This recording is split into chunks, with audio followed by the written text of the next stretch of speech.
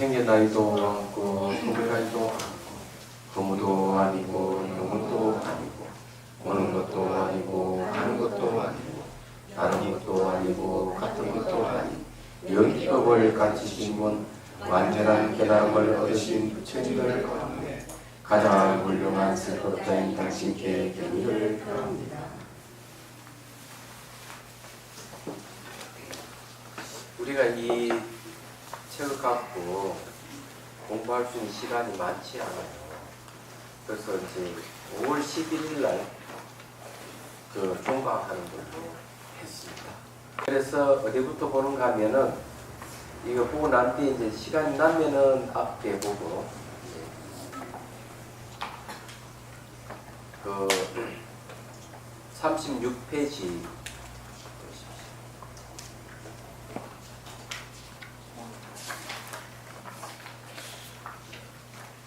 36페이지에 마음이 봉숭이 머물러 마음공을 깨닫는 사마타 반이죠. 여기서부터 공부하도록 하겠습니다. 요건 이제 요걸 하는 거는 대승 기신론의 사마타 수행, 지수행법에 대한 주석을 제가 달았기 때문에 이걸 공부를 하고 나중에 이제 요걸 좀 더 교정 봐가지고 책으로 낼 겁니다.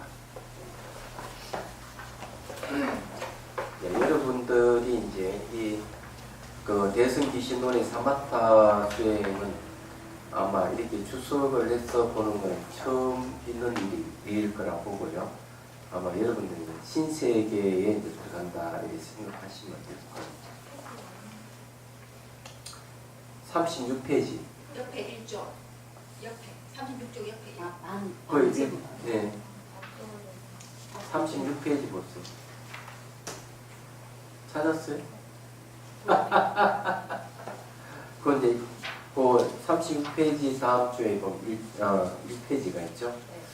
자, 읽어볼게요.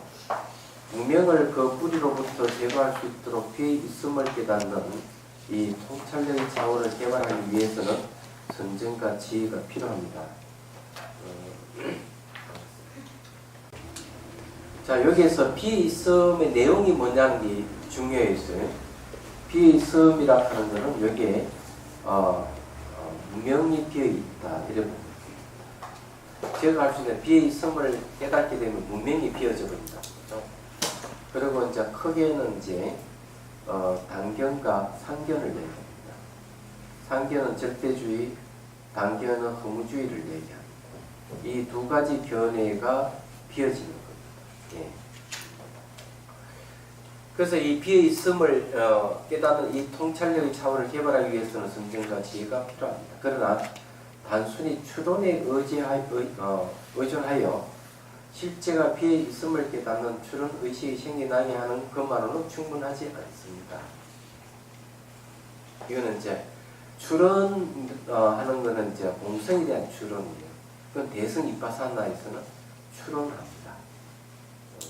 왜 추론하느냐?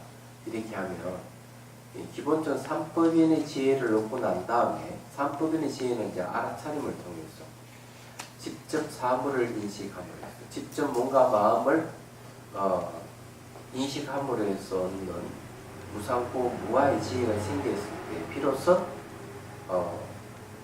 공성에 대한 이해가 됩니다.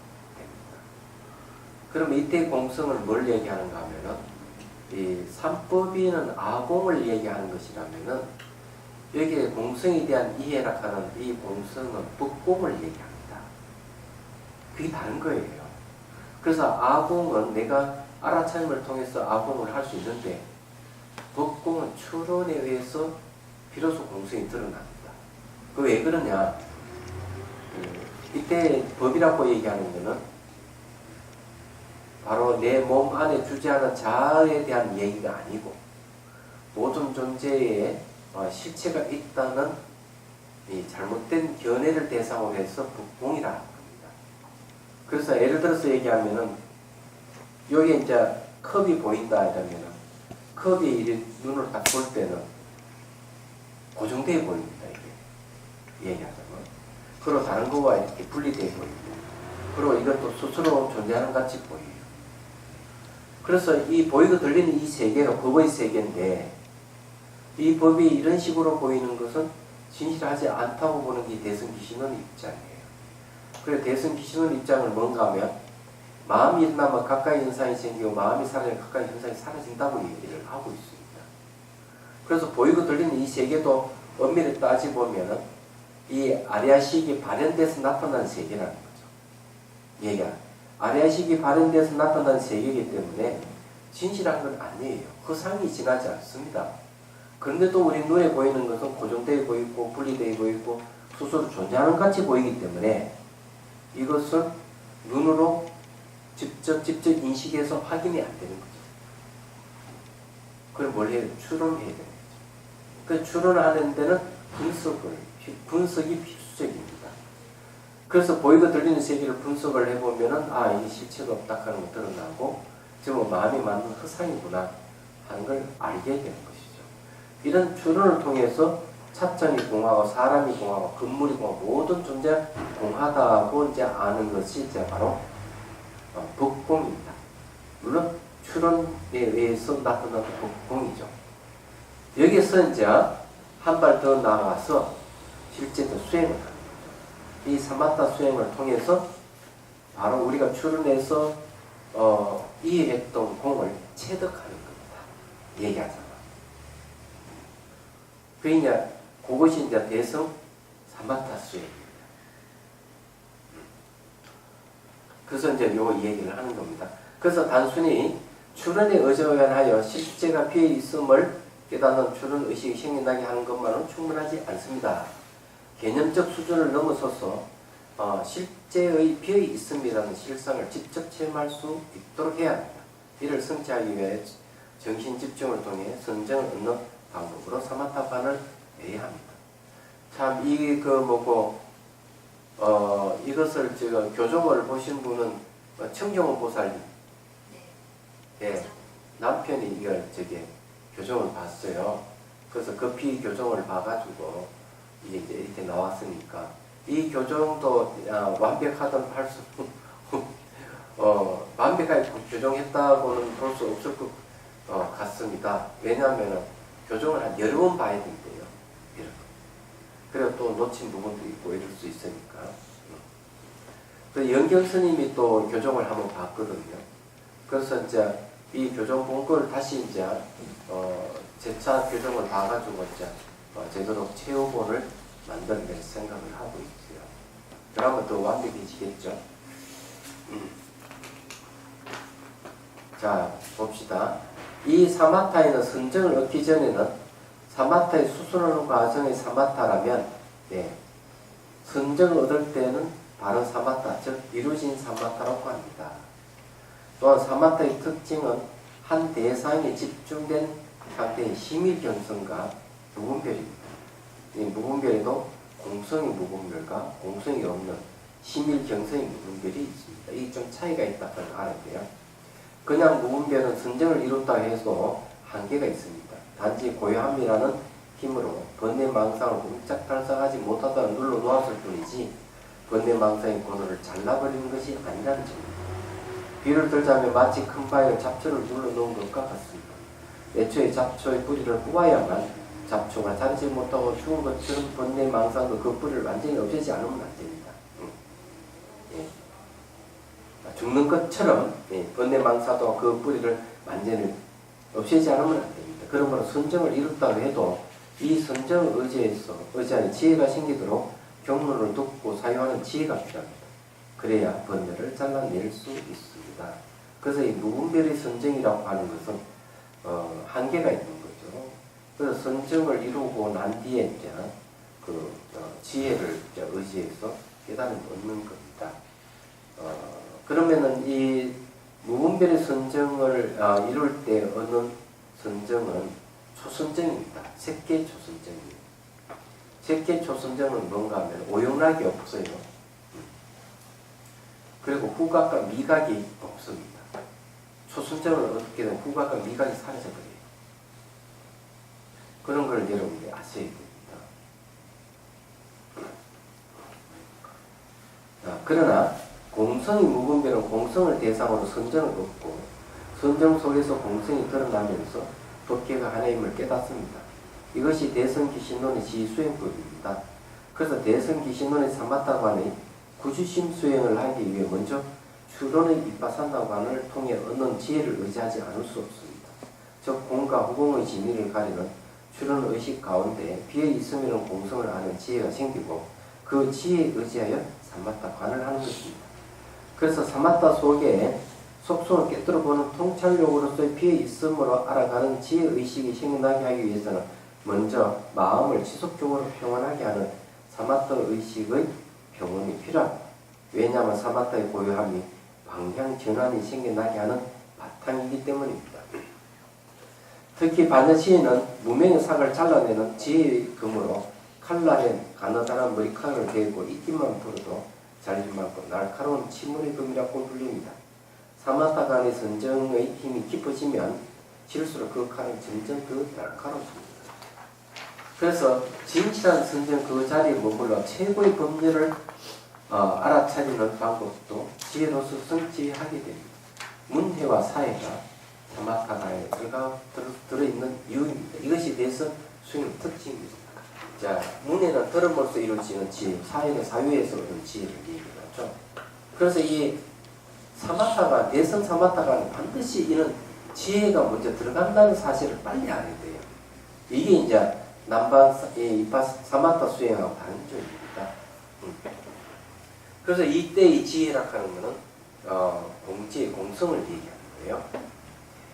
자비선 수행에서는 자비, 희사의 단계를 거치면서 상법인 지혜가 생기고 또 마음을 대면하고 모든 현상이 마음임을 알 때 마음의 공성에 초점을 맞추고 갑니다.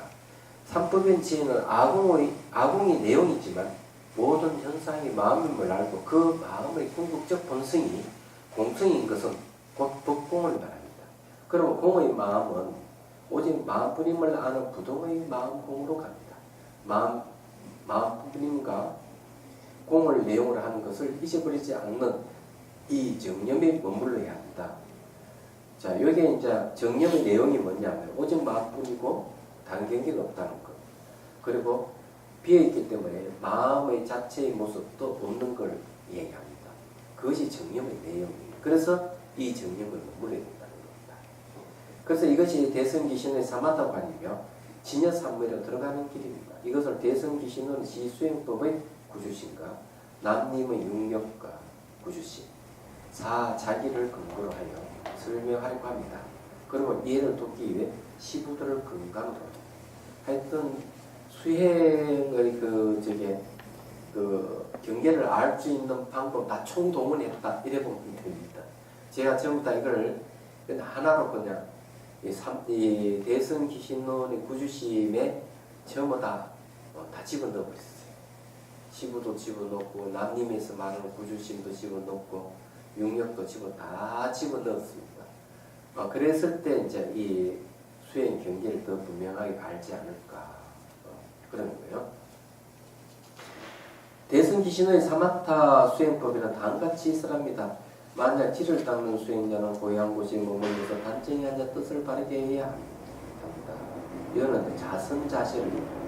원효스님께서는 이걸 허리를 펴고 엉덩이를 뒤로 조금 메고 뒤에 방석을 받치고 혀를 입천장에 붙이고 눈을 반쯤 뜨고 이런 방법을 쭉 설명하고 있어요. 주석에는. 자, 호흡에 의지하지 말고 어떤 형상에 의지하지 말고 공에 의지하지 말며 지소폰과 견문각지에 의지하지 말아야 합니다. 이거는 이제 내주심에 대한 얘기. 일체 모든 생각이 일어나고 사라지고 반복하는 것을 정념으로 모두 없애야 돼. 또한 없앤다는 생각마저 버려야 합니다. 이때 정념이라 하는 게 이제 알아차림. 요즘 번역 마음 챙기기 번역 샷디를 얘기합니다. 하도에서는 이제 하도를 챙긴다 했을 때 이 정념을 합니다. 한마디로 얘기하면 수행은 염으로 하는 거예요.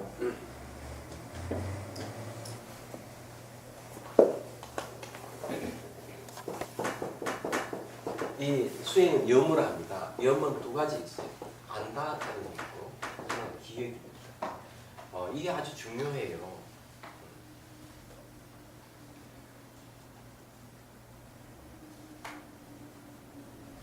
특히 이제 기억한다는 말이 굉장히 중요한데 이 수행 체험이 있단 말이에요. 그럼 수행 체험에 대해서 내가 기억을 할 줄 알아야 돼. 그럼 수행 체험 중에서 무상을 내가 체험했다 그러면 이 무상을 기억하는 거죠. 얘기하죠. 그래서 이 기억을 하지 못하면 한 발짝도 나아가지 못하는 거예요. 그래서 수행은 기억을 하는 거예요. 기억으로. 그래서 오히려 이 기억을 없애는 수행법이 나왔다 그러면은 그건 전부 다 사이비입니다. 모든 무지로 가는 거예요. 아주 위험한 거죠. 얘기하자면. 그래서 이 기억하는 능력을 배양하고 키워야만 되는. 그게 이제 바로 염입니다. 생각염이에요. 그래서 이 기억한다는 게 아주 중요하다는 거예요. 예, 그런 염력이라는 말을 쓰자. 뒤에 힘력자 쓰는 이유도 거기에 있어요. 우리가 일상생활에 기억하지 못하면 길을 헤매듯이 수행도 수행 체험을 잘 기억을 해야 됩니다. 그래서 수행 길도 잘 기억하고 수행 길을 잘 기억하고 수행 체험을 기억을 해가면서 단계 밟아서 올라가는 겁니다. 그래서 최종적 깨달음을 얻을 수가 있어요. 그런데 기억도 머물지 않는 기억, 머물지 않는 기억을 뭐라고 하는가 하면 이걸 지혜라고 합니다. 대상이 머물지 않는다. 왜? 대상이 무상인 줄 알기 때문에, 무아인 줄 알기 때문에, 공인 줄 알면 머물지 않아요. 그러나 그 머물지 않는 기억의 내용이 공성이에요. 그러면 그 지혜입니다. 머무는 기억은 망상이에요. 잘못된 기억입니다. 그래서 이 머무는 기억을 뭐라 하는 망상이라고 하는데 망염이라고 합니다. 이거는 잘못된 기억. 그래서 이 잘못된 기억에서 벗어나야 돼요. 고정되어 있다, 분리되어 있다, 수습 존재한다 이런 기억을 가지고 있으면 잘못된 기억. 무슨 말인지 이해하시죠? 예. 그래서 이제 이렇게 번역하는 이 정화 스님이 아주 정확하게 이걸 잘 번역해서 얘기하고 있어요. 자, 그 다음에 봅시다.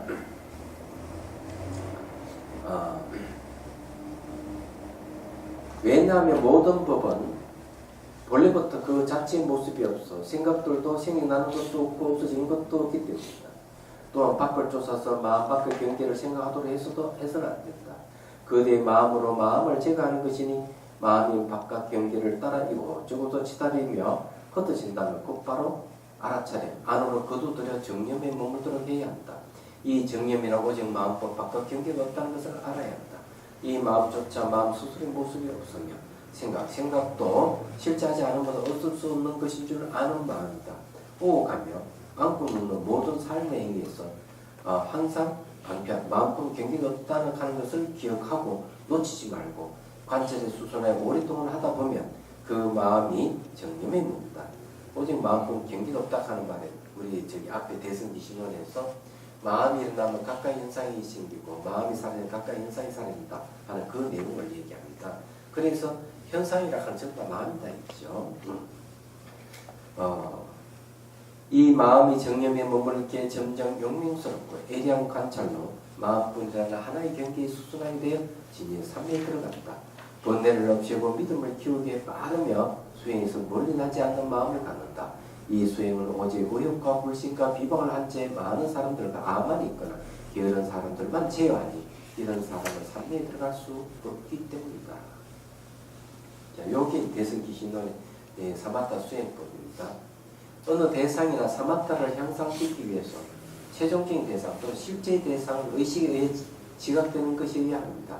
처음에는 의식에 의해서 지각되는 게 중요해요. 처음에는 대상을 바라보면서 그 대상에 익숙해질 수 있더라도 의식을 가지고 그 대상에 대해 명상합니다. 정은 이제 선정이죠. 정은 감각식이 아니라 감각의식이 아니라 의식을 가지고 발달시키는 것이기 때문에 그렇습니다. 이 말은 뭔가 선정은 뭔가 하면 감각에 의해서 이루어지는 게 아니고 의식에 의해서 이루어진다 이런 뜻입니다. 예. 이거 좀 권체가 있어요.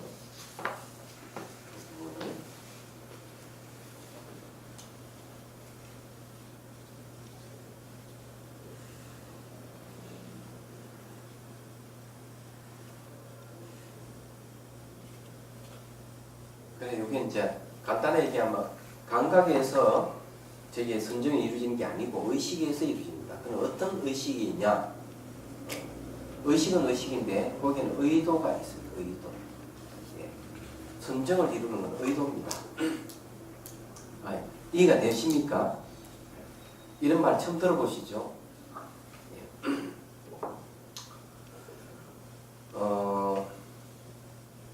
제가 이제 이걸 강의를 하고 나중에 또 이 교정을 또 볼 겁니다.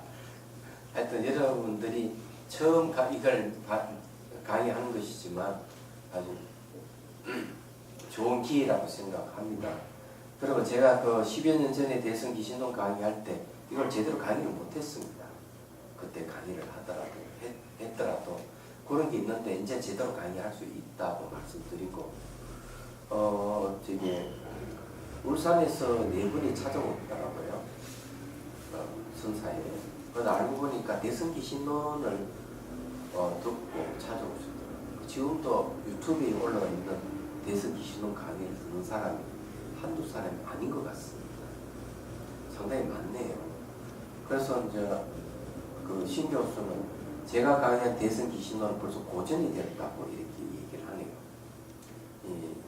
그 뭐 기분이 나쁘지 않네요. 왜 그러냐면은 고전이 됐다고 하는 것은 많은 스님들이 대선 기신으로 강의를 하긴 했지만 비교될 수 없다 그런 뜻으로 해석이 됩니다. 그렇지만 진짜 죄송하지만 그때 강의는 내용이 제가 보기에는 너무나 미흡했다 이렇게 얘기를 할 수 있고 여러분들이 강의한 이 대선 기신은 훨씬 더 업그레이드된 내용이라 하는 걸 말씀드립니다. 그리고 이제 제가 기본 선언에서도 8일 동안 오전 오후로 해가지고 이 대선 기신을 강의를 해서 마쳤는데 역시 그 옛날에 강의했던 방식이 아니고 새로운 시각에서 대선 기신을 강의를 했거든요. 그래서 이제 스님들이 굉장히 좋아했고 강의 끝나자 아주 우리와 같은 박수를 쳐주더라고요. 근데 왜냐하면 자기들이 한 번도 그렇게 들어보지 못했기 때문에 그래요. 그래서 지금 여러분들이 강의하는 내용도 바로 그거 같다는 걸 이제 말씀드립니다. 자, 이제 자, 주석에 들어갑니다. 첫 번째 청문회입니다. 여기에 이제 이 청문회 힘 이랬는데 여기에 6가지 힘이 있어요. 구주심의 6가지가 뭐냐면 청문의 힘, 사유의 힘, 경념의 힘,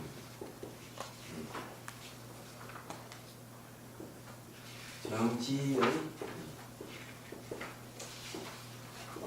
정진의 힘, 그리고 이제 숙달이 있습니다. 예, 총 6가지입니다. 숙달의 힘은 이제 안석의 힘입니다. 이 6가지인데 9단계를 이 여섯으로 이렇게 줄여서 볼 수가 있어요. 네, 청문의 힘이라는 게 이제 법문을 들었던 것 그걸 얘기합니다.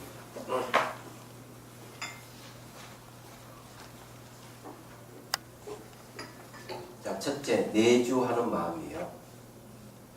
소를 찾아내고 수행의 길에 들었음. 시부도의 첫 번째하고 딱 맞습니다. 호흡에 의지하지 말고 어떤 형상에 의지하지 말고 호응에 의지하지 말며 지수와 부응과 견문각에 의지하지 말아야 한다. 호응에 의지하지 말아야 된다 하는 거 아시죠? 호응에 의지하면 유상, 무색의 외도가 됩니다. 그 이제 상은 있는데 물질이 없는 것을 추구하는 외도라고 얘기합니다. 그리고 호공은 밝은 게 아니기 때문에 호공 자체가 되면은 밝음이 없는 무지해집니다. 또 인식 대상이 없어서 또 알미 없어서 무명으로 그대로 있어야 돼요. 그런 문제가 발생합니다. 그다음 인과를 부정하는 것. 인연을 다 끊게 되는데 인간을 부정하게 돼서 사기는 떨어지는 것이죠. 그래서 아무것도 못합니다. 여러분 제 속에 이런 말 들어보시죠? 아는 것이 힘이다. 그렇죠? 아는 것이 힘인데 여기에 알미 없어져 버려요. 알미 없어져 버리기 때문에 지혜가 생기지 않아요. 지혜가 생기지 않기 때문에 자기가 할 수 있는 힘이 아무것도 없습니다. 문명은 없이는 힘도 없고 번뇌는 없이는 힘이 없고 그래서 호응에 의지하지 말아라. 예. 이런 걸 좀 얘기를 하고 있습니다.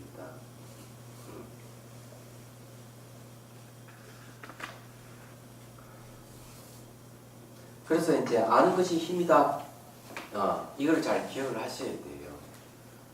그런데 이제 뭐 호응 자체가 되면 뭐 창조주가 되니 뭐 진리가 되느니 대영혼이니 천국이니 이렇게 얘기하는 거는 다 거짓말이라는 얘기입니다.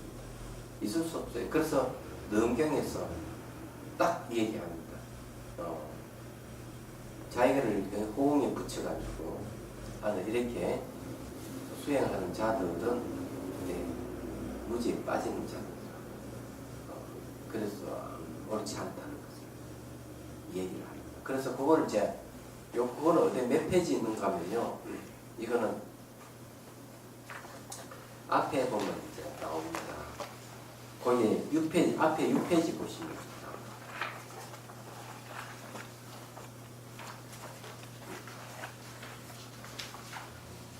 6페이지에 뭐라고 얘기했느냐 이렇게 되어 있습니다.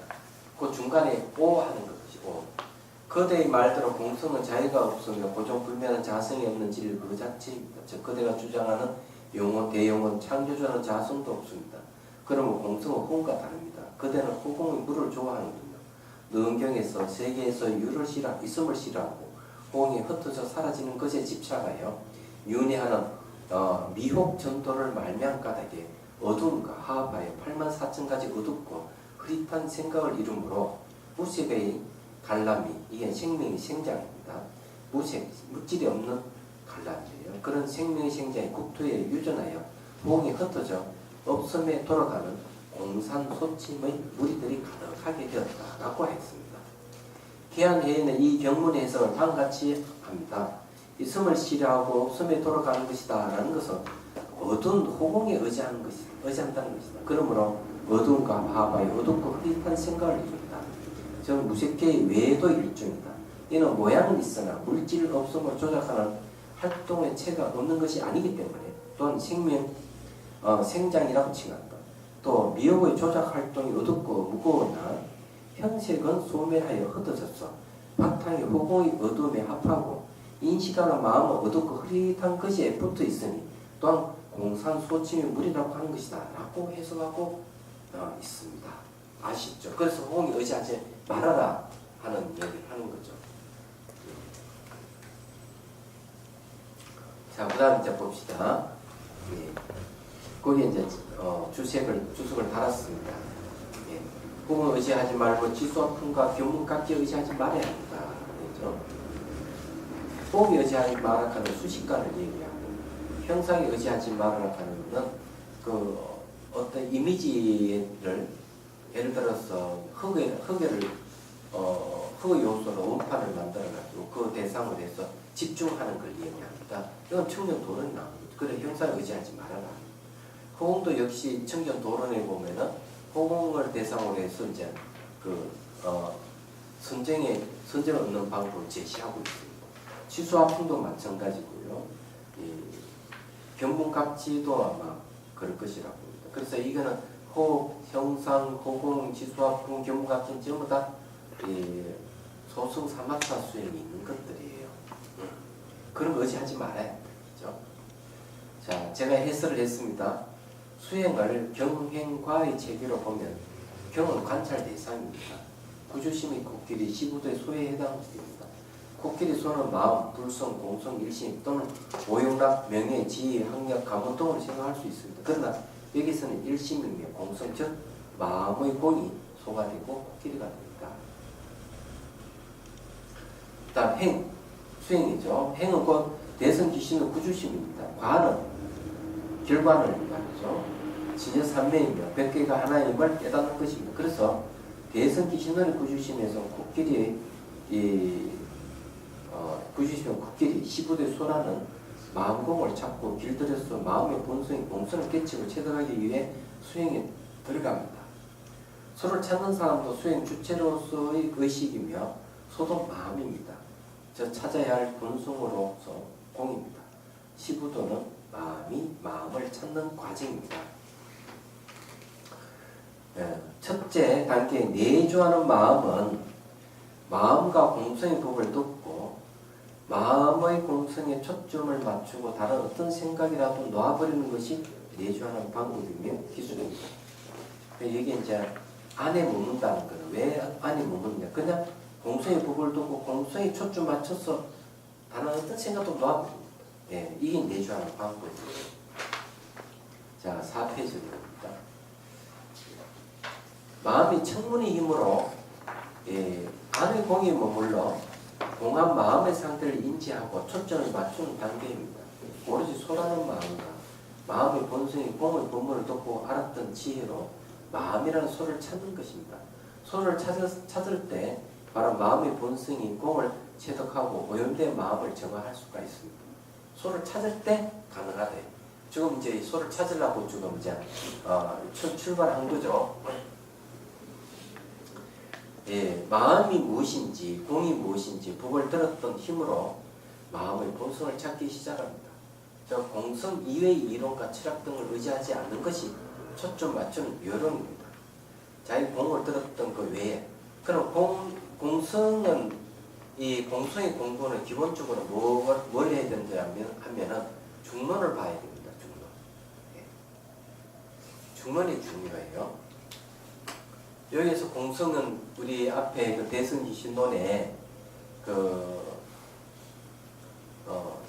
진여문에서 진여를 설명할 때 공에 대한 설명이 있죠. 그래서 거기에 보면은 이연진여와 그 다음에 이제 어연진여 두 가지를 얘기하고 있어요. 말을 끝난 진여와 말을 의지한 진여. 이 두 가지에 의해서 이제 공성을 설명하고 있죠. 그걸 여러분 보셔야 돼요. 그걸 얘기를 하는 것 같아요. 여기서는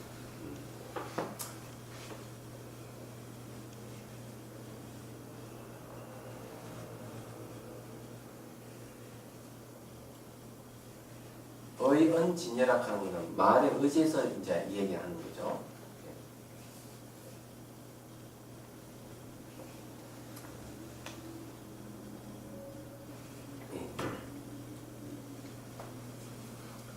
그래서 이제 그걸 의지하지 다른 거 의지하면 안 된다 이런 겁니다. 각가지 이론, 치작 등의 특징은 말과 생각이 의지하고 있습니다. 그러므로 말과 생각을 의지하게 되면 여러 생각이 일어납니다. 그러므로 의지하지 않고 일어나면 일어난 대로 내버려 두는 것입니다. 다음에 마음과 공성의 본문을 듣고 마음과 공의 뜻을 이해한 지혜로서 마음속을 거두고 그 공성 이외의 것에 생각이 일어나면 일어나는 대로 내버려 두는 것을 말합니다. 일단 일어나는 생각을 그대로 건드리지 않으면 그 생각이 어떤 형태도 취하지 않습니다. 즉 건드리면 그 생각이 간념하러 바뀌게 되고 마음속과 거기에 끌려가게 됩니다. 이렇게 바깥 경계 어떤 것도 의지하지 않고 방임합니다. 방임하려면 몸에 힘이 들어가고 긴장이 생기면서 망상이 생길 수 있습니다. 즉 방임의 힘이 방해받습니다. 그래서 어깨에 힘을 빼는 것이 중요합니다. 그러면 온몸에 흐르는 긴장감이 완화됩니다. 그래서 긴장감이 해소되지 않으면 미소를 머금고 어깨에 힘을 빼면 됩니다. 미소 짓는 순간 300여 개의 볼볼 근육이 풀어지고 온몸의 긴장감도 해소됩니다. 저 공을 들었던 청근의 힘으로 마음속에 초점 맞추고 무작위로 일어나는 생각들에 이끌리는 마음을 이 방임하는 힘으로 안으로 마음속에 초점 맞추는 것입니다. 이 마음속에 초점 맞추게 하는 조건입니다. 이와 같은 방임하는 한 가지 방편이 마음에서 일어나는 모든 생각들을 오직 수행만을 생각할 수 있도록 전환하게 하는 것입니다. 이렇게 해서 수행이 더 친밀해짐으로써 계속해서 수행의 대상인 공성에 집중할 수 있습니다. 여기서 제가 제시하는 방임하는 겁니다. 내버려 두는 거예요. 방임이라고 내버려 두는 걸 얘기합니다. 어떤 생각이 일어나든 내버려 둬버려요. 그럼 초점은 공성에 대한 이론, 마음에 대한 어떤 이치를 들었다면은 그걸 근거로 해서 공성에 초점 맞추는 거예요. 마음의 공이죠. 자, 해동소에 얘기합니다. 원효스님께서 어떻게 얘기하는가 하면 몸속에서 일어나는 호흡이나 어떤 현상에 의지하지 말고 이하는 바로 지를 닦는 차를 밝혀 9가지 머무는 마음을 드러낸다. 처음에 몸속에서 일어나는 호흡이나 어떤 현상에 의지하지 말고 지수와 풍과 견문각기를 의지하지 말아야 한다고 한 것은 첫째, 안에 머무는 마음을 밝힌다. 호흡이나 들고 나는 숨의 숫자를 세면서 호흡을 관하여 마음을 고향을 구하는 경계, 이건 수식관이거든요. 어떤 현상이나 뼈나 뼈마디와 같은 모습을 말한다. 이거는 그걸 얘기합니다. 부정관이에요. 부정관도 뒤에 선정 없는 방법이에요. 수식관도 선정 없는 방법이고요. 호응이나 지수화풍이라는 모든 선정에서 반전하는 경계이며, 이거는 뭘 얘기하는가? 수행을 하다 보면요, 바로 이 지수화풍이라든 호응이라든 이런 건 이제 선정에서 반전하는 경계라고 하는 겁니다. 수행 중에서 몸이 텅 비어지는 거라든지 흑의 요소, 물의 요소, 바람의 요소, 불의 요소가 막 나타납니다. 그래서 선정에서 반전하는 경계라고 하는 거예요. 그래서 이게 또 역시 사마타하고 관련된 것이죠. 견문각지란 견문하는 것은 보고 듣는 것, 각지, 각은 느낄 각이죠. 혀로 느끼고 피부로 느끼고, 지혜하는 건 알지자 쓰는 건 생각을 하는 거예요. 생각으로 아는 건 알지자입니다. 그래서 이 견문각지는 흩어진 마음에 취한 6가지 경계에 이 모든 경계에 주구하는 것을 깨뜨려 오직 자기 마음부리는 것을 알고 다시 다른 인연에 기대지 않기에 의지하지 말아야 한다고 한다. 자, 여기에서 견문각지 대상이 알고 보면은 6경계죠. 색성량 미촉법입니다. 그래서 이 색성량 미촉법을 추구하는 마음을 깨뜨리라는 거죠. 결국 뭔가 하면 바깥 경계를 보지 말고 안으로 보라, 이런 얘기예요. 그래서 이게 오직 마음뿐인만 알고 다시 다른 인연이 기대지 않게 의지하지 말아야 한다고 한다. 바깥 경계에 의지하지 않는 것이 곧 안에 머무는 것이다. 이 남님이 코끼리 비유가 있어요. 사람은 선정을 닦는 수행자를 가리키며 마음을 안으로 향하여 머무르기 시작하는 구주적 첫 번째 안주심이 답니다. 여기는 내주심이라고 여기 안주심이라고 했습니다. 그래서 이 어떤 때는 내주심, 어떤 때는 안주심 이렇게 얘기를 하는데 같은 것이라고 보면 돼요. 수행자가 손에 들고 있는 올가미는 선정을 닦는 과정에서 목표를 놓치지 않는 정념을 삼기는 한다. 다음에 책 나올 때는 이 그림이 코끼리 그림하고 소 그림 다 나옵니다. 여기는 그걸 넣지를 못했는데요. 도끼 모양 날카로운 칼은 혼침과 들뜸을 구분하게 해주는 지혜, 즉 정지를 상징합니다. 굵은 길 6갈래는 육력을 상징합니다. 육력은 제가 칠판에 적은 그겁니다. 첫 번째 굵은 길은 더름의 힘을 나타냅니다. 이에 의지하여 구시심 중 첫 번째 안주심을 성취한다. 코끼리는 수행자의 마음을 뜻하며 색깔이 검은 경우는 몸집이 크고 무겁고 가라앉은 느낌을 훔침을 의미합니다. 원숭이나 산란함을 뜻하며 원숭이 색깔이 검은 것은 들뜸을 상징합니다. 구주심 중 10번째 멸주심까지 불꽃이 있고 없고 불꽃의 크고 작고의 차이를 표시한 것은 정령과 정지에 나아가는 힘이 크고 작음을 표시합니다. 이 불꽃은 끝까지 있어요. 선정을 성취한 데도 불꽃이 있어요. 그런데 정념은 처음부터 끝까지 갑니다. 그럼 정지라고 하는 건 지혜를 얘기합니다. 발을 정자 알지자입니다. 자, 달라이 라마 스님께서 이렇게 내주심이라고 했어요.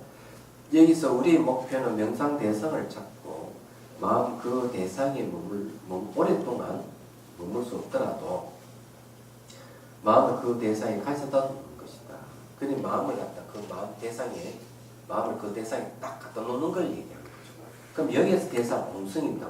공에다 딱 갖다 놓는 거 마음을 우리는 지를 상상시키는 것에 대해서 배우고 스승이 가르친 대로 우리 마음을 대상에 갖다 놓기 때문에 이 단계는 천목력에 의해 달성된다. 마음을 대상에 머물게 하기 위해서 큰 정진이 필요하기 때문에 정진하는 자기가 사용됩니다. 요게 자기락한 뜻을 짓는다는 거죠. 뜻을 짓는다 하는 것은 바로 경각심을 얘기합니다. 이거는 자기가 그 기억하는 데 아주 중요한 역할을 해요.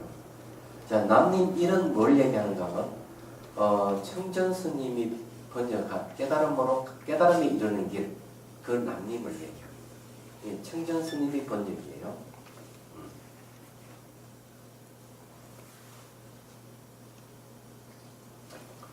자, 그 이제 내주신 모든 밖의 대상부터 그 마음을 바르게 수렴하여 안쪽 대상에 집중하게 하는 것이다. 안쪽 대상이 공성입니다. 장음경론에서 마음의 안의 대상이 머무릅니다라고 말합니다. 자, 람님2는 바로 이 초펠 스님이 번역한 겁니다. 이 초펠 스님이 번역한 람님이에요. 그래서 2에 맞습니다. 이건 안주심이 됐어요. 선정을 닦을 때 밖으로 향하는 마음을 버리고 마음을 안으로 향하게 하여 그에 안주하기 시작한 상태를 말합니다. 밖을 향하는 마음을 버린다는 말은 원효 스님께서 말씀하신 6경계에 추구하는 마음을 깨뜨린다는 말을 갖고 경문각지에 의지하지 말아라 하는 말은 똑같은 얘기입니다. 자, 스승으로부터 간성할 수 있는 대상을 듣는 힘의 의지에 안주한다. 이 단계에서는 대상이 잠시 안주하나 오랫동안 안주할 수 없다. 이는 산란함을 일으키는 것이 생겨서 마음이 산란하거나 도구, 요거는 들뜸입니다. 들뜸을 인해 힘이 빠져서 그런 것이므로 예전보다 의심이 더 많이 일어난다. 처음 시작은 의심이 더 많이 일어난다는 거죠. 그러나 이것은 의심이 늘어나는 것이 아니라 의심하는 것을 알아차리게 된 증거입니다. 자기가 의심을 막 하게 되면 이제 내가 의심하고 있구나 이렇게 알아차리게 된다는 거죠. 자, 티장림법치 주수입니다. 티장림법치는 누군가 하면은 달라이라마 스님의 스승입니다. 네. 이것도 이제 일주심, 안주심이 되는데요. 평소보다 분별이 더 많아졌다고 느끼기 때문에 이는 처음으로 마음의 상태를 관찰하기 때문에 분별을 더 세세히 알아차린 까닭이다. 처음으로 마음 상태를 인지하는 단계입니다. 자, 이 1단계가 청문입니다. 내가 법문을 듣던 힘으로 이제 첫 수행의 출발에 들었었다. 이런 얘기입니다. 자, 두 번째 사유의 힘으로 갑니다. 이거 다 보겠나? 4주 동안 얘기했죠. 그래서 조금 이해가 되시죠? 그죠? 예, 이게 이제 이렇게 제가 그 관계되는 거 다 모아가지고 하나에 딱 집어넣는다는데, 이렇게 함을 해서 수행하는 사람에게 도움이 될까 싶어서, 안 빼고 다 집어넣었어요. 자, 사유의 힘 두 번째. 그리고 정념의 힘입니다. 왜 정념의 힘이 들어가는가? 정념의 힘은 세 번째인데 왜 두 번째 넣는가 하면은 이게 대성기신론의 구주심하고 유가사주론에서 나오는 구주심하고 달라요. 유가사지론에서 나오는 구주심은 대개 남림에서 다 인용하고 있는 부분들이에요. 얘기하던. 그래서 이 마명보살이 지은 이 대성기신론 굉장히 매력적인 거예요.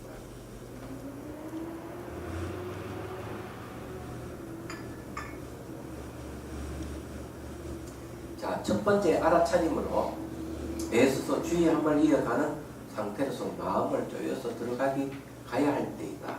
이때 이제 사유 힘에서 이제 알아차림을 애써서 주의함을 이어가는 상태로 있어요. 이때부터 이제 알아차림이 들어가는 겁니다. 그럼 마음을 조여서 가야 할 때라 하는 거는 긴장감을 좀 갖고 시작한다는 거죠. 자, 둘째는 등주하는 마음입니다. 등주라고 얘기하는 거는 똑같이 한결 같이 그냥 머무는 상태예요. 자, 이때는 15도에서는 소위 발작으로 발휘하는 거예요. 네. 자, 일체 모든 생각이 일어나고 사라지고 반복하는 것을 정념으로 모두 없애되. 자, 이 중요한 건 정념인데, 정념이 어떻게 이 생각이 일어나고 사라지고 반복하는 것을 없앨 수가 있느냐 하는 거. 여기 참 처음 들어보는 얘기죠. 이 정념을 어떻게 없앨 수 있느냐. 우리는 알아차림하면은 생각이 탁 일어나면 생각이 일어나는 순간을 탁 알면 생각이 사라져요. 그런데 그 원리가 뭐냐, 이제 원리가. 그런데 그런 걸 우리가 좀 알 필요가 있어요. 자, 두 번째 단계에 등주하는 마음은 맑고 투명해 텅빈 마음공을 사유하여 알았던 지혜에 의지하여 하는 정념으로 마음소에 초점 맞추는 것입니다. 마음소라 하는 마음에 초점을 맞춘다 이거죠. 그러니까 초점을 맞추기 위해서는 해야 할 것이 이 마음소를 가리고 있는 게 있거든요. 그게 이제 바로 일체 모든 생각이 일어나 사라지고 하는 겁니다. 그래서 이게 이제 마음소를 가리는 예.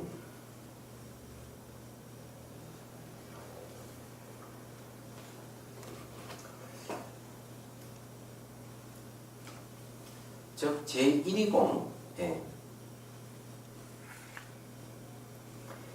즉 제120에 초점 맞추기 위해 법을 들었던 것을 기억하고 그 대상에 초점 맞추려고 하고 또 그 이치를 사유하여 그 대상을 겨냥하여 주시할 수 있습니다. 이때 이제 들었던 기억 앞에 들었던 기억이 뭡니까? 청문이죠. 예, 청문입니다. 예. 이 청문 힘이 여기 작용해요. 그리고 이제 그 이치를 다 이 사유를 하는 거죠. 예. 공성에 대한 이치를 다 사유해가지고 그 공성에다가 초점 맞추는 겁니다. 말하자면은 예.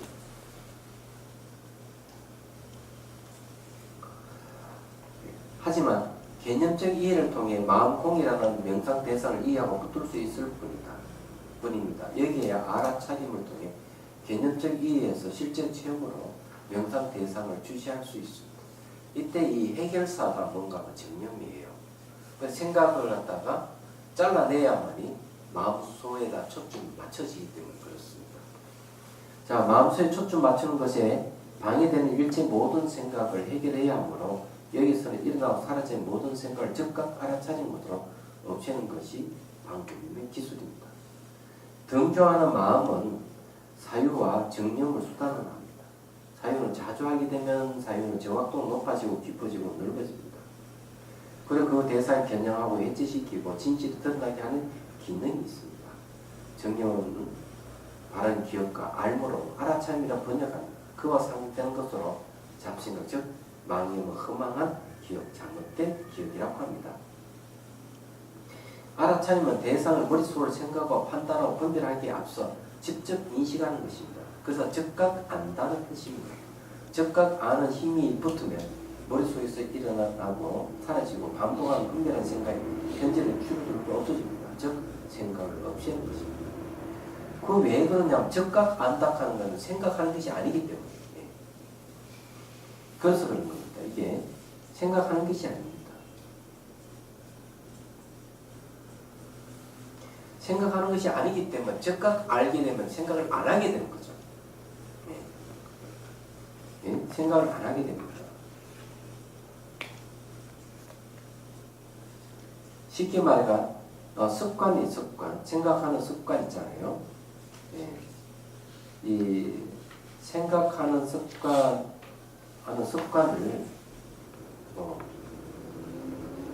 없애버립니다. 얘기하죠. 그게 중요해요. 그래서 즉각 아는 힘이 붙으면 머릿속에 일어나고 사라진 반복 생각이 현재 줄어들고 없어진다는 말 그런 겁니다. 자, 그래서 사유의 힘으로 마음 공의 소에 초점 맞추고 알아차림의 밧줄의 힘으로 초점 맞춤을 방해하는 잡다한 생각을 없애는 것입니다. 그래서 사유를 해가지고 공성을 붙드는 거죠. 근데 이 사유를 자꾸 하면 기억이 됩니다. 사유를 자꾸 하면 기억이 돼요. 기억이 수행 그 길을 했잖아요. 코끼리 올감미는 정념이라는 밧줄 같습니다. 밧줄은 마음소를 잡는 도구입니다. 이 정념이 아주 중요해요. 그래서 마음소를 우리가 잡으려고 그러면 밧줄을 탁 던져가 잡지 않습니까? 그게 정념을 하는 거예요. 그래서 이 정념은 마음소를 잡으려면 어떻게 하는? 먼저 그 방에 놓고 있는 잡다한 생각들을 제거할 필요가 있는 거죠. 그래서 이 정념의 힘이라고 되겠어요. 이해가 되시죠? 상상으로 수련을 하는 방법에는 이 알아차림이 없어요. 그래서 이게 문제가 되는 겁니다. 자, 그 다음에요. 그 기능은 밧줄 마음소를 잡는 도구입니다. 그 기능은 마음소를 잡지 못하게 하는 번뇌를 없애는 기능이기도 합니다. 그래서 마음소의 발자국을 발견합니다. 마음소의 발자국을 발견한다 하는 것은 이 방에 놓는 그 잡초 같은 이 생각들을 정념의 칼로 그냥 정념으로 그냥 없애는 겁니다. 얘기하죠. 그럼으로써 내가 초점 맞추고자 하는 마음소의 발자국을 탁 발견하게 되는 거죠. 나아가 소를 발견하고는 정념 밧줄을 던져 소를 잡으려 끊임없이 노력합니다. 자, 등주의 마음은 마음공에 대한 사유와 알아차림을 통해서 마음소라는 소의 발자국을 발견하는 단계입니다. 발자국은 마치 길을 드러내고 나아가는 이정표로 곧 사유와 정념에 의해 마음공이라는 흔적을 발견하는 것입니다. 이건 이제 바로 그 마음소, 견적, 쉽게 말해서 시부도의 두 번째 단계를 근거로 해서 해설을 하는 거죠. 이렇게 하니까 더 정확히 드러나죠. 안 그래요? 그냥 묵묵부다하게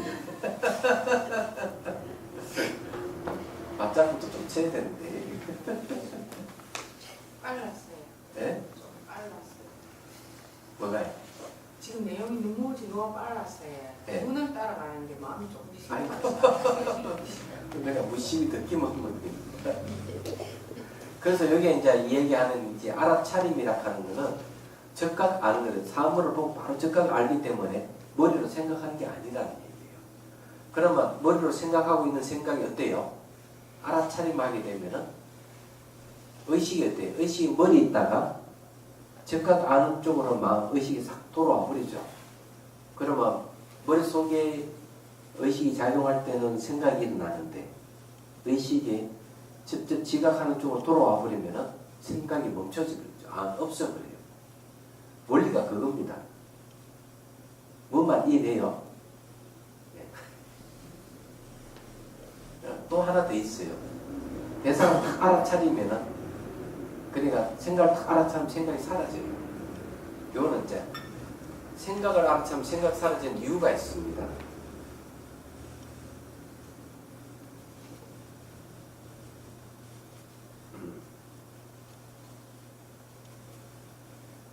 왜 생각이 사라지는가 하면은 생각 자체가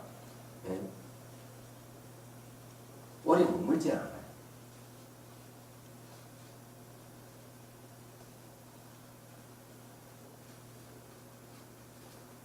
그렇기 때문에 사라지는 거예요. 이게 생각은 탁 일어나면 탁 사라지게 돼 있어요. 그래서 그걸 그냥 알아차리기만 하면 사라진다 하면 자기가 아는 거예요.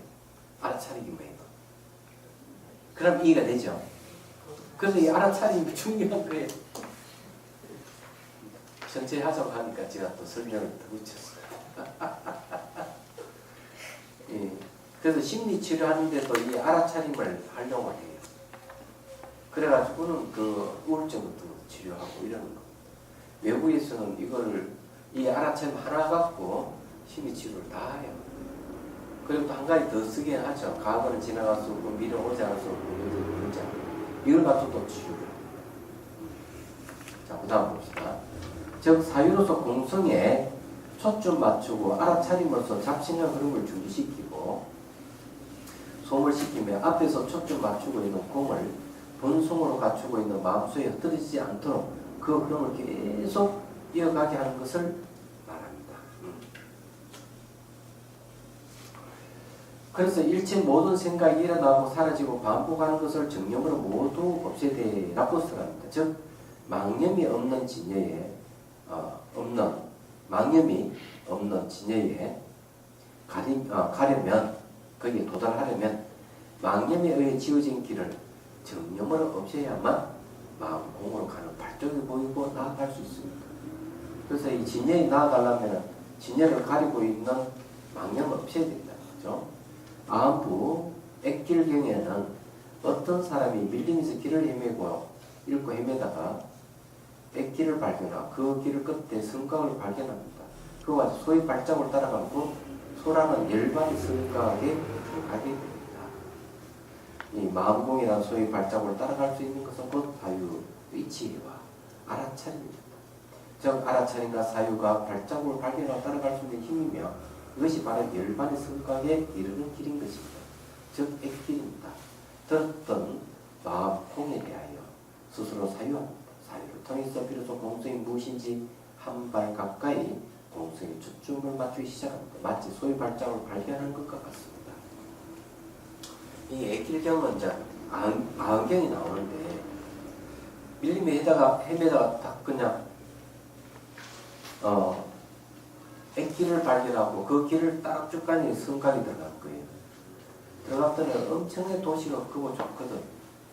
그래서 왕에게 가서 이제 얘기를 하니까 왕이 거기 답사를 하고 순으로 그쪽으로 옮겼습니다.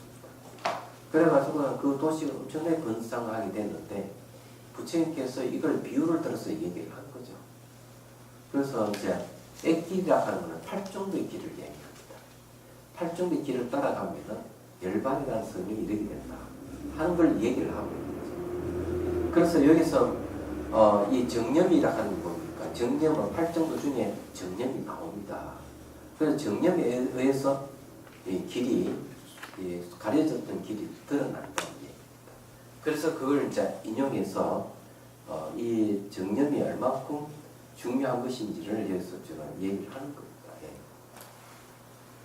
마음공이란 소위 발자국을 따라갈 수 있는 것은 곧 사유의 지혜와 알아차림입니다. 즉 알아차림과 사유가 발자국을 발견하고 따라갈 수 있는 힘이며 이것이 바로 열반의 성과에 이르는 길입니다. 이거 있군요. 자, 내주의 경계는 공성의 본문을 들어 얻은 지혜와 공성을 생각하는 힘과 공성을 아는 알아차림, 공성 이외에 딴 생각이 일어나는 대로 알아차려 없애는 것입니다. 그리고 딱 세 가지 내주의 경계라고 하는 것은 본문 듣는 거, 사유하는 거, 알아차림 이 세 가지에 대해 가지고 저게 내주한 경계를 얘기를 하는 겁니다. 안에 머무는 경계죠. 내주한 덩주로 바꿔야 됩니다. 죄송합니다. 이렇게 오자가 난다니까 내주의 경계가 아니고 덩주의 경계. 그래서 덩주는 이렇게 들었던 힘, 사유의 힘, 알아차린 힘으로 가는 겁니다. 대부분의 수행자는 바깥 경계에 어떤 것도 의지하지 않고 마음을 안쪽에 있도록 유지하려고 하지만 생각이 일어나면 그 생각 따로 요물 같은 마음 단지가 바깥 경계로 끌려갑니다. 왜냐하면 생각은 바깥 사물이라는 현상 이미지를 담고 있기 때문입니다. 우리가 어떤 생각하면 그 생각 속에 뭐가 있는가 하면 항상 이미지가 있어요. 예를 들어 내가 냉장고를 생각한다 하면 냉장고 이미지가 들어가요. 다른 게 아니에요. 집에서 잘 키우고 있는 개를 생각하면은 그 생각 내용에는 개라는 이미지가 들어가 있는 거죠. 그래서 이제 이 얘기를 하는 겁니다. 이 생각이 일어나면 그 생각 따라 요물단지 같은 마음, 이 바깥 경계에 끌려간다는 거죠. 그의 현상 이미지를 갖고 있기 때문에. 그래서 생각 자체가 인식의 대상이 됩니다. 인식의 대상이 된다 했네요. 즉 생각이 꼬리를 물고 계속 일어나는 현상도 바로 대상화된 생각이 마음의 반영으로 인하여 생각을 낳기 때문에 생각이 계속 일어나는 것입니다. 그러므로 생각이 일어나면 마음은 그 생각 따라 움직이기 때문에 공성을 사유로 초점 맞추고 알아차리면서 잡념을 없애고 마음의 공성을 응념하도록 애써서 주의합니다. 응념이라고 하면 기억한다는 거예요. 기억. 그래서 이 공성을 다 기억하고 있는 거죠. 이 기억하게 되면 마음의 흐름이 끊어집니다. 왜? 공은 어떤 걸 갖고 있냐면 상을 없애는 특성을 갖고 이미지를 없애는 특성을 갖고 있어요. 잡생각이 일어나는 순간 공을 아는 사회로 알아차려서 그 생각에 끼어들어 가지 않도록 하는 것이 중요합니다. 그 다음에 계속 알아차림을 지켜보면 생각이란 잠시 머무는 존재입니다. 곧 소멸해버립니다. 여기 이제 나오는데 생각이라 하는 게 잠시 머무는 존재입니다. 그래서 이제 알아차리기만 하면 되는 거예요.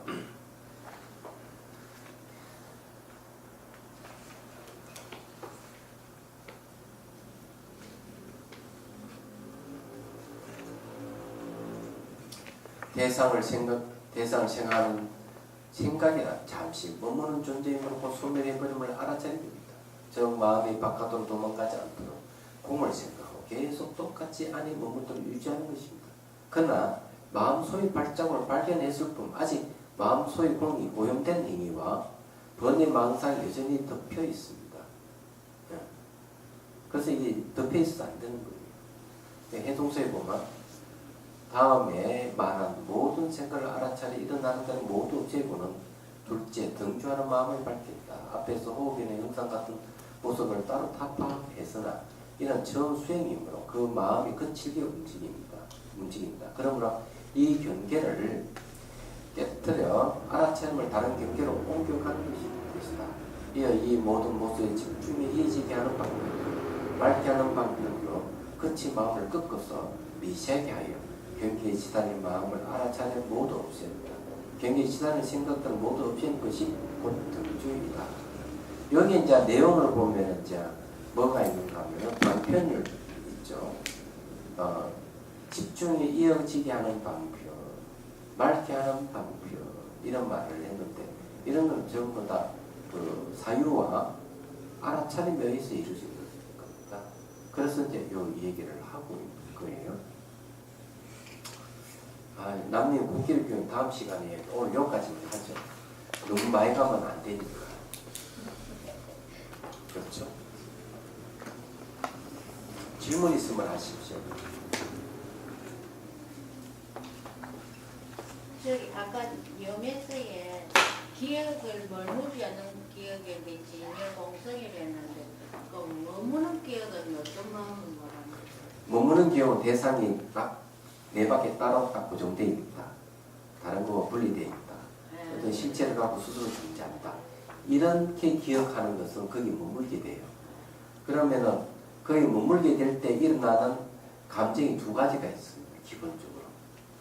왜냐하면 마음에 그런 생각을 갖고 있기 때문에 대상이 머무는데 거기서 뭐가 일어나는 거? 첫 번째, 가지고 싶어하는 탐욕이 일어나고요. 두 번째는 가지지 못하면 막 화가 나고 분노가 일어나요. 그리고 대상이 싫으면 또 화를 내고 이런 게 두 가지 기본적으로 일어나요. 그렇기 때문에 그 잘못된 기억이라고 하는 이유가 거기입니다. 그래 만일 대상이 공이라고 한다면 아니 무상이라 한다면 어때요? 변한다 그러면 소유하는 마음이 안 생기죠. 탐욕이 아닙니다. 성냄도 일어나지 않아요. 더 나아가지고 소유할 수 없는 그것이 실체가 없다고 확실히 알게 되면 확실히 마음이 안 가죠. 아무리 봐도 마음이 땡기지 않게 됩니다. 그게 중요합니다.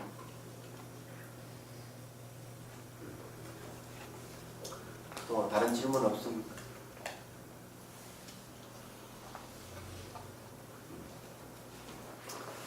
자, 그러면은 해양기 하겠습니다. 중생들을 구하려는 마음으로 깨달음의 정수를 이룰 때까지 부처님과 법과 성과에 항상 기여합니다. 지혜와 자비를 갖추고 이종을 위해 노력함으로써 부처님 앞에 머물겠습니다. 원만한 본심을 일깨우겠습니다. 공예가 있는 한 중생이 있는 한 저도 함께 따라 머물며 중생의 고통을 없애는 자로 남겠습니다.